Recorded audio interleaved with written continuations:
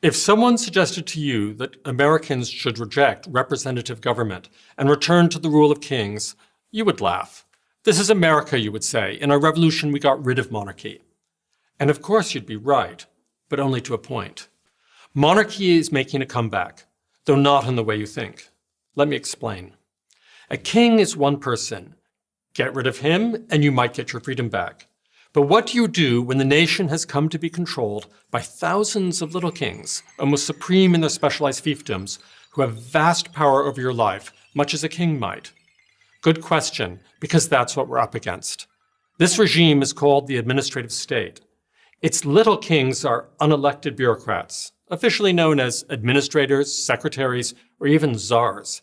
And make no mistake, they are very powerful. Their decisions affect us every day. The FDA, the FCC, the SEC, and so on and so on.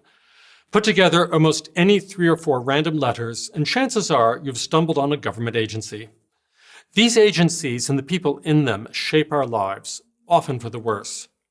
Many farmers in California lost their livelihoods because the Fish and Wildlife Service decided that the Delta smelt, a tiny fish, was more important than the farmer's water supply. That decision may have been right or it may have been wrong. My point is simply that the decision should have been made by our lawmakers who are accountable to us at the next election. Those farmers are among the millions of hardworking people directly hurt by the administrative state. And many more millions have been indirectly hurt, such as all those discouraged from even starting a business by miles of bureaucratic red tape. This is not an argument against government regulation per se, but against regulation imposed by bureaucrats rather than by our elected lawmakers, whom we can hold accountable at the next election. Here's the larger danger. As bureaucracy grows, individual freedom diminishes. How did we get into this mess? And more importantly, how do we get out of it? America's founders recognized the problem. They didn't like being told what to do by people they hadn't voted for. They built all kinds of protections into the U.S. Constitution, starting with its very first line after the preamble. All legislative powers herein granted shall be vested in a Congress of the United States, which shall consist of a Senate and House of Representatives. All legislative powers, not some. This means only Congress can make the nation's laws. Congress thus cannot divest itself of that power to a bureaucracy. And that's how America operated for most of its first 100 years. This changed when many Americans, such as Woodrow Wilson, fell in love with centralized bureaucratic power. Wilson was a university professor before he moved into politics and eventually became president in 1912. A self-described progressive reformer, he was impatient for power. He wasn't interested in persuading the American people to come over to his point of view. That would take too long. So instead, he aimed to shift lawmaking power out of Congress and into the hands of a professional class of government workers, in other words, bureaucrats. Franklin Roosevelt, who served in Wilson's cabinet, perfected his mentor's vision when he became president.